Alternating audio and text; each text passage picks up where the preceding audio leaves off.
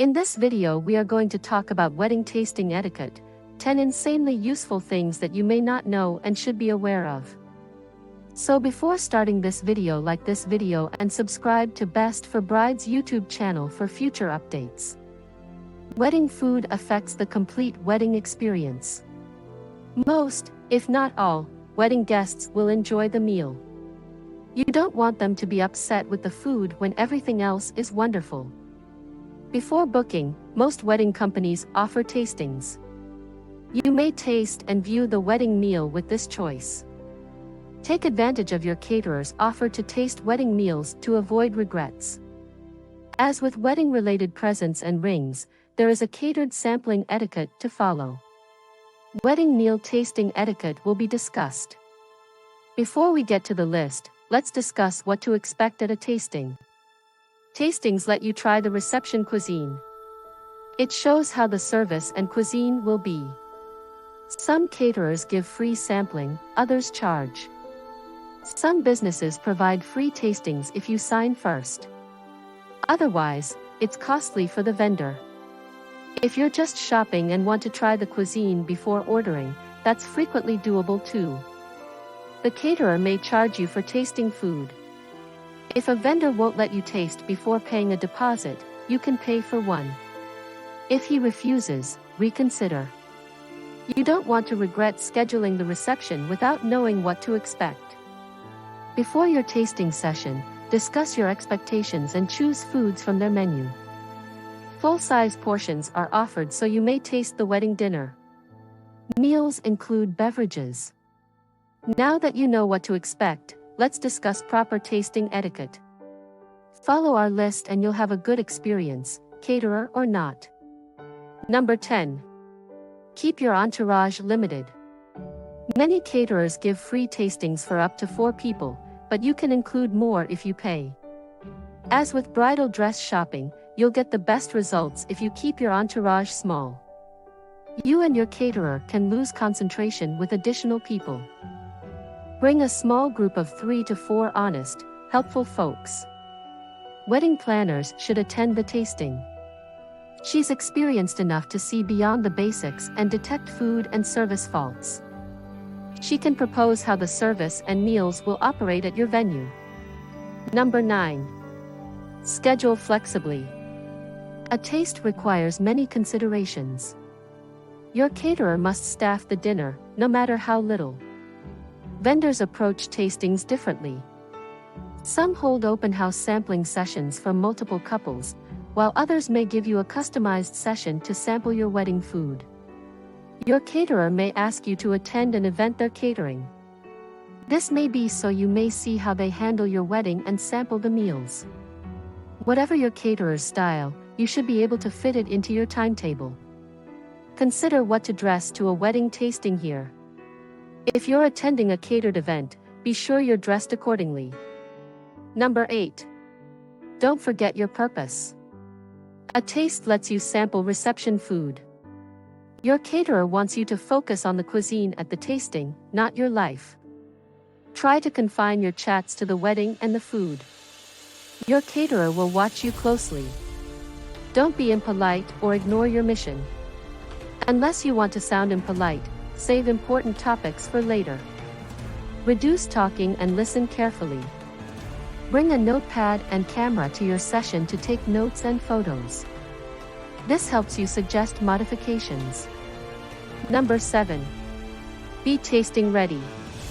You should also taste the food and take notes and pictures. Plan your sampling for a free day. Then you can concentrate and enjoy yourself. Prepare and focus. If you have work or other worries, postpone the tasting. Before your session, avoid big meals and snacks. Also, don't starve. You should be hungry enough to appreciate the session, but not too hungry to taste it. You'll have a full lunch. Make your evening tasting only. You'll probably have to cancel additional plans later that day because you'll want to sleep. Number 6. Be respectful at the service. Some couples gaze so intently that waiters find it weird. Don't be so attentive that you intimidate servers. Stay calm and absorb the event as is. If you're unhappy with the dry cheese, wilted vegetables, or sloppy presentation, don't show it. Don't worry about unhappiness. This isn't the real thing. Offer improvements. If you're displeased with the sampling, consider switching vendors. Number 5. Drink responsibly. Wine or another beverage is commonly served at tastings and weddings. Don't overdrink and lose focus. Small tastes will show how it goes with the meal. Too much alcohol can impair your ability to judge a tasting. Not getting drunk is both good manners and essential to the purpose of your visit. Number 4. Disclose information discreetly. Before making a decision, we recognize you may wish to consult your group. You may want to highlight additional things. If they're negative, don't be too loud or judgmental. Positively discuss it briefly. If you're concerned, ask the catering manager. Don't argue or be condescending. Number 3. Personally thank the chef. Obviously, the chef is the major person working behind the scenes. The venue manager or catering manager will get in touch with you. But keep in mind that they are not the ones in charge of cooking the delectable cuisine. In the kitchen, this takes place. The flavors that your guests will savor will be created by the chef and his staff. Therefore, it is polite to meet them and give them a thank you for their work. Although it is not required, it is wonderful if you do. Number 2. Honest feedback. If you liked your dinner, you'll probably say so. If it were the other way around, we'd understand your reluctance to say so.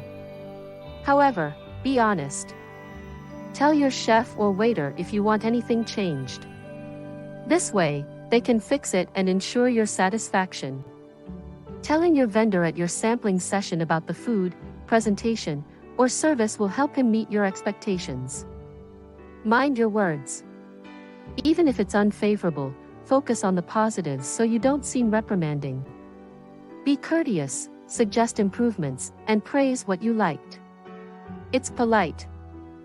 Number 1. Tipping the waiter. You shouldn't change your dinner manners for a taste. At your tasting, you were served and attended to. Even for a free tasting, tip the waiter. Do it. Like when you dine out. Consider the meal's total cost and tip the same percentage as usual. The chef is the major player. Catering or venue managers will contact you. They don't cook the meal, though. Kitchen. Chef and his staff create the delicacies your guests will love. So it's proper wedding taste etiquette to thank them. It's optional but appreciated. Appreciate and thank the cook in person. This small gesture might save your wedding. Chef will remember how kind you were and give additional care to wedding delicacies. It's worth your effort. If your tasting goes well, you can cross that off your wedding planning list. What if you disliked it? If you haven't signed the contract, you can leave and keep looking. Consider these choices if you've already signed. Describe what you didn't like and ask what they can do. When you want anything changed, be nice but forceful and assertive. Your caterer should accommodate your tastes. Don't be shy and settle with bad food. Do you have improvement suggestions? See if they can make modifications. Taste new menu items before approving a modification. Best for Bride has wedding buying, planning, and guidance. Our services list includes wedding vendors. Visit our website to plan a great wedding. Who ought to be present for the wedding tasting? It would be ideal if the only people who tried the food were you and your future husband, with perhaps 1 or 2 reliable reviewers added in for good measure. Include your mothers, particularly if they are paying for the entire or a portion of the event, along with the best man and maid of honor in the invitations. Massive markdowns on wedding dresses. When it comes to the tastings for the meals that will be served at the wedding, how far in advance should they be planned? A wedding tasting is when you and your caterer examine the foods that will be served at your reception, or the foods that are slated to be served.